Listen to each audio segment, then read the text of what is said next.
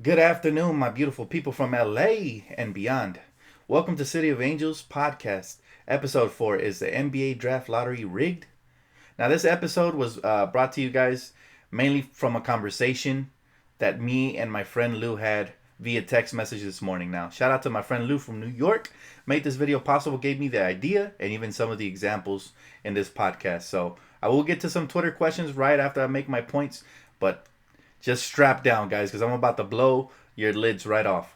This is going to be interesting. Now, this episode is not a complaint since my Lakers were obviously dealt a great hand with the fourth overall pick. However, if you guys watched the NBA Draft Lottery on Tuesday, May 14th, did anything weird and fishy stand out to you about the way things played out? Because for me, there's a couple of things that did not sit right. Let's start off with the top 4 picks. At 4, the Lakers lucked out. Obviously, we get the 4th pick. We were projected to slide in at number 11 based on our odds. We move up 7 spots. Good news for Laker Nation. We get another asset either to trade or to build with, and I'm extremely excited about those prospects. If you guys already haven't checked out my video of my top 4 prospects we should get that are probably going to fall to us with that 4th pick, go ahead and check that out. At number 3, though, the Knicks felt really screwed over because they felt they deserved a top 2 pick, and I agree. That fan base has been loyal for a long time. If you're going to rig it, at least give New York a top 2 pick. However, the Memphis Grizzlies came out of left field with the number 2. And at number 1, the conspiracy theory comes in. The Pelicans. Now, why the Pelicans? The Pelicans, who are on the verge of trading their disgruntled megastar Anthony Davis, who, by the way, made a request to get traded halfway through the season and did not get traded, much to the pleasure of NBA circles around the league. Now, they get blessed with Zion Williamson. Could this be a reward for not trading with our Lakers? Let's not forget that the NBA really wants, small market teams to keep their stars, and they were really upset. NBA circles were disgruntled. We had guys like Popovich calling in, being classless, even though they're known as classy people, trying to prevent the Pelicans from making a trade with the Lakers. The hate is real, y'all, for the Lakers. If y'all don't believe me, just watch ESPN for one day. Anything we do positive, like get the 4th overall pick, gets destroyed in the media. All of a sudden, there's no value in the top 5 picks. Only the top 3, and then there's a significant drop off right where we pick. That's ludicrous because there's always great young talent in the top 5. And there's even some that slip, down to 10th, 11th, 12th. So you can't really say stuff like that. But of course, the hate is real for our Lakers. But worse than that, as me and my friend Lou were uncovering about the draft lottery, this is actually a trend that's been happening for years. And here are some examples of that. Here are some examples that he mentioned to me via text message and that we remembered over the past. In 2009, let me kick it off with Gilbert Arenas. If you guys remember, he had that gun incident. He gets suspended, and then the whole team is dismantled. Guess who got the number 1 pick that summer in 2010? And then the following year, 2011, Cleveland gets Kyrie when LeBron left.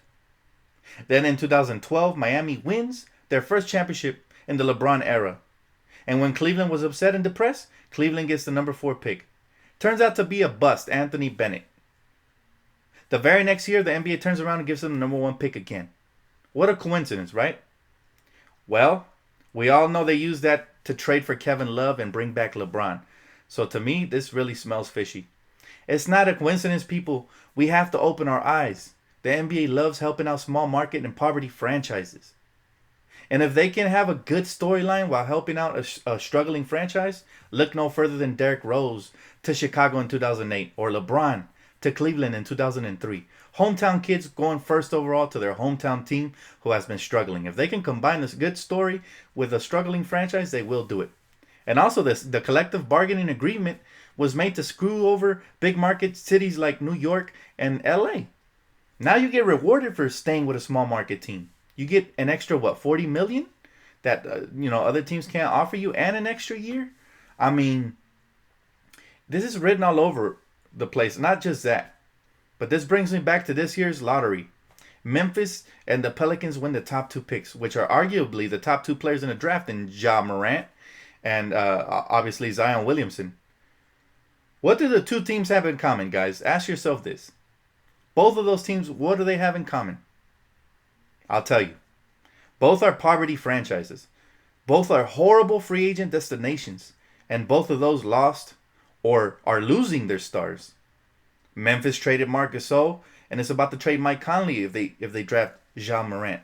And the Pelicans are about to trade Anthony Davis and maybe even Drew Holiday. So you see, to me, it makes a perfect sense why the NBA would rig the lottery after all the new CBA is to keep star power in small markets. So the Pelicans lose AD and the NBA swoops in like Superman and gives them Zion. Grizzlies, they trade away Marc Gasol because their window of contention is over.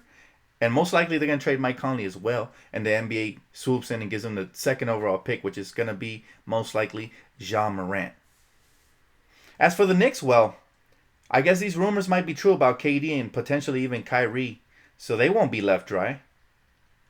So there you have it, guys. That's my super hot take of the day. I think it's really upsetting that they're rigging the lottery.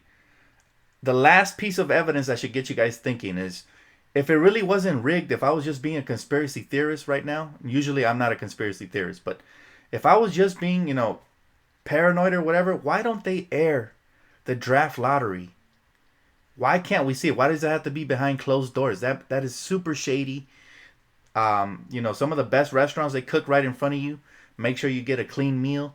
What I'm trying to tell you guys is, why not air it? It'd be more intense if we got to see the ping pong lottery balls falling and seeing exactly who gets what pick right as it happens, instead of getting the envelopes and all kinds of riggery type theories involved.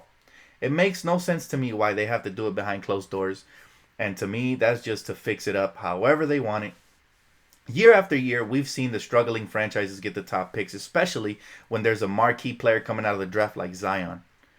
I'm not saying they rig it every year, but again, there's years where the draft is weak and they don't even know who the top player is. And then there's other years, like this year, where how convenient for the Pelicans to get Zion. Now they don't have to trade Anthony Davis to get Zion. They already have him. Now, if they want, they could ride it out with AD and see if somebody offers something major by the trade deadline. Or they could turn around and add even more assets to help their rebuild quicker. Because we all know that nobody is fighting to get to New Orleans. No major grade A free agent is trying to get to New Orleans. Same thing for Memphis. So to me, I smell riggery. But tell me what you guys think in the comment section below. Do you guys think I'm just being paranoid? Or do you guys think, me and my friend Lou brought up some good points in today's podcast? I think, there's more than meets the eye. And again, just answer me this. Why can't it be aired? If you're one of these people that believe that the NBA lottery is legit, then why don't they just air it, the actual results as they happen, Why do they have to go behind closed doors? That to me just smells funky, shady, or whatever you want to call it. But anyways, let's head over to the Twitter questions. Today I told you guys to put the hashtag, City of Angels, if you guys want your questions answered. So here they go. Jumpman25 on Twitter asks, should we go all in for Davis and Kawhi? Well, define all in, Jumpman, because if from what I've heard, it would take the Lakers package of Lonzo Ball, Brandon Ingram, Kyle Kuzma, Josh Hart, and the fourth pick. And to me, that's way too much when you potentially could land Anthony Davis the next year. Now, I know what you guys might be thinking. We already missed out on Paul George. But Paul George is a weirdo, man. He literally didn't want to go play for his hometown where the bright lights are better and we have an actual legacy here, to stay with his friend in Oklahoma City in the middle of nowhere. So Paul George is a weird, case of Benjamin Button. He's just a different type of person, man. And I don't actually expect Anthony Davis to pull off something similar. It is possible, but I'm willing to roll the dice. I don't want to gut everything we have just to have just LeBron and Anthony Davis and maybe potentially another max free agent, even though that sounds extremely enticing. So I would say, should we go all in? No, if you define all in by getting ripped off for a 1-year potential deal. No way. Question number 2 comes from Zion to LA. Says, Dan, would you trade LeBron to New York for the 3rd pick? Then our future would be amazing. Lonzo, RJ, Ingram, Kuzma, and Culver. Wow. Well, I was going to touch on that a little later in this video. Actually, that was my next point right before I ended this video. But to answer your question, no, I would not make it just for the 3rd pick. I think LeBron is worth a lot more. I think you can get a young up-and-coming star player and a top pick for LeBron James. Or you can get another younger all-star. So, yeah, I would not do that trade specifically, but I will talk about that a little later in the video. Thanks for the question. On Twitter, Juan asks, "Hey Dan, what are your thoughts on Zion forcing New Orleans to trade to a team like the Knicks, or he'll choose to go back to Duke for another year? What I hear that it's still a possibility. Zion's stepdad said no, but I wonder." I'll tell you this, Juan. I don't see Zion Williamson as that type of player that's gonna pout and try to force his way out of New Orleans right away. Look, he's a rookie. He's gonna be handed the keys to the team, especially once Anthony Davis gets traded. And New Orleans is not a bad city.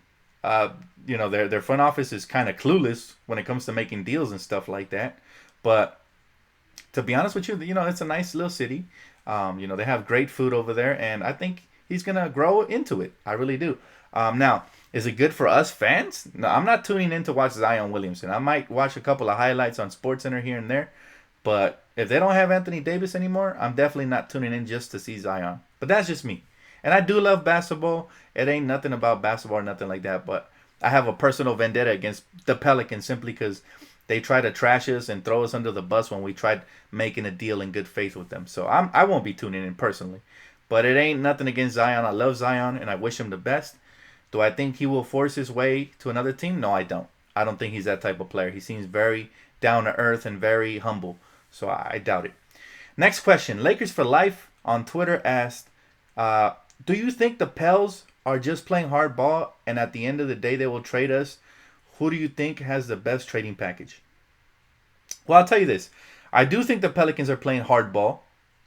They've been playing hardball because they could have been had a deal for Anthony Davis. And I absolutely have no doubt that we do have the greatest trade package. The best package that I would give them, all right, and this one's going to hurt, but this is my absolute final trade package. Take it or leave it. It ain't going to get better than this.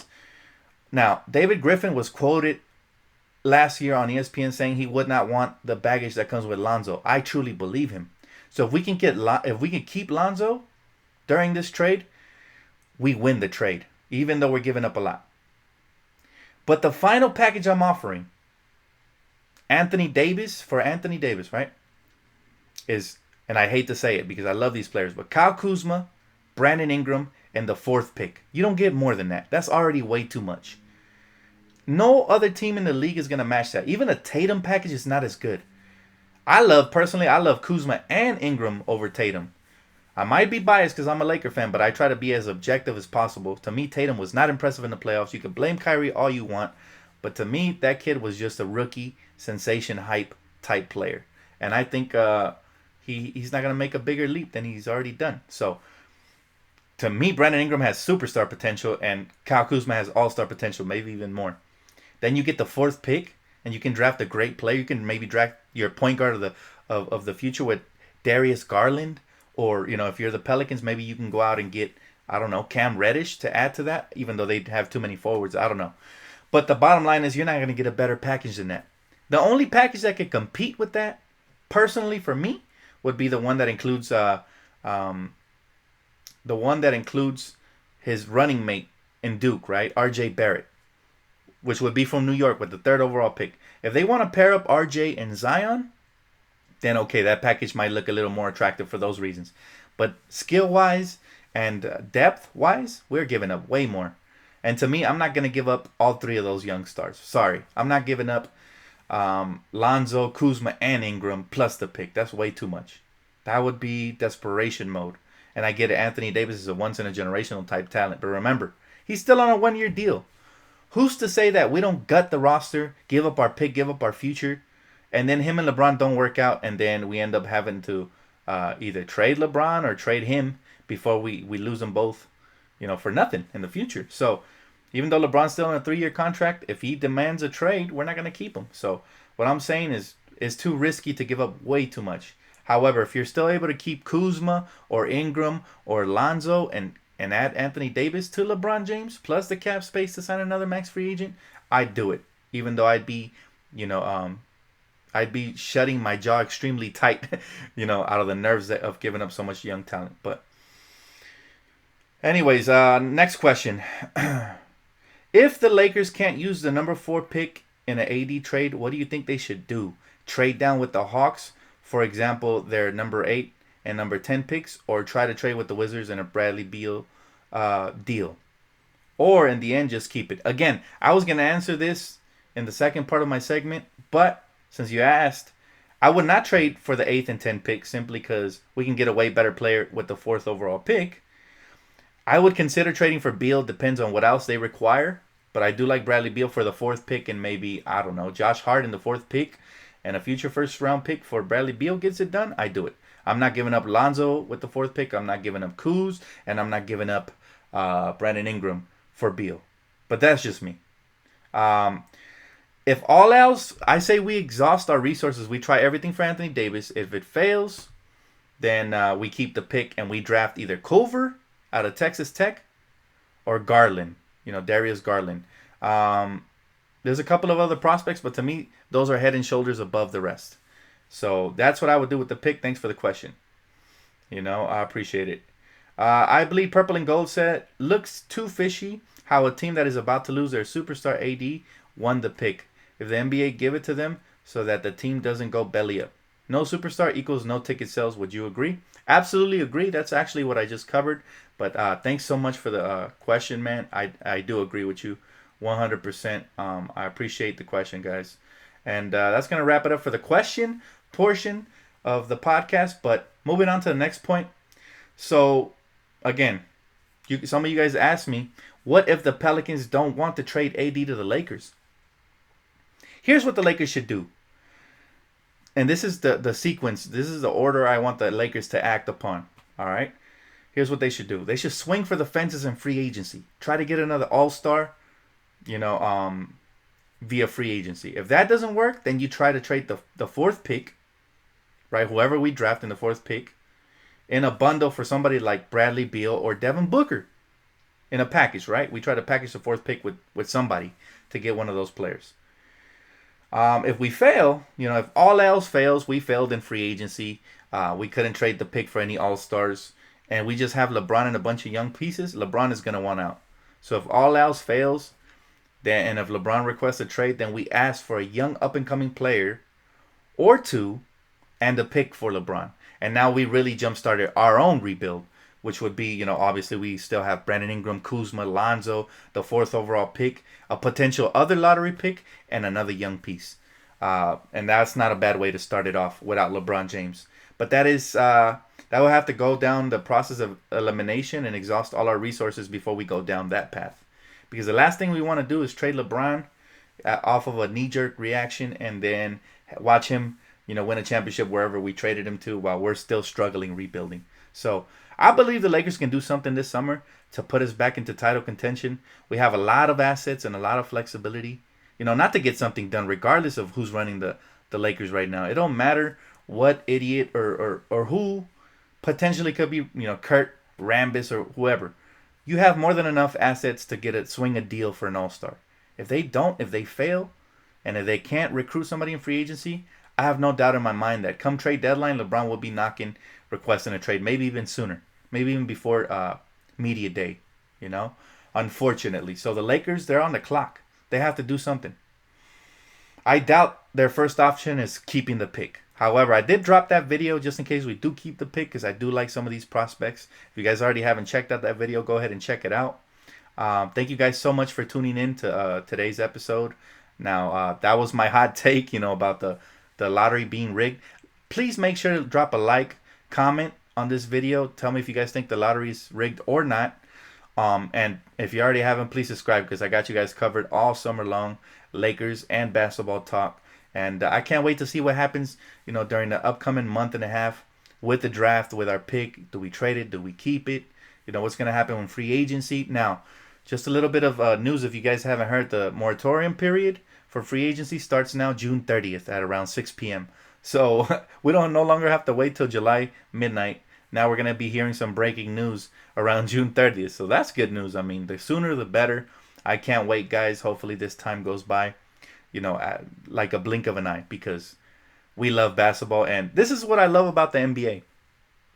Even when other sports are going on, Tiger Woods in golf, football, baseball, whatever, the NBA always seems to grab the stage and take, center court attention from everybody. So you got to love that. We always have something to talk about year round. And that's what makes this channel so successful, along with your guys' So I thank you guys so much for that. Anyways, that's going to wrap it up for me. Thank you guys so much for tuning in. And again, don't forget to drop a like. I'll catch you guys on the next one.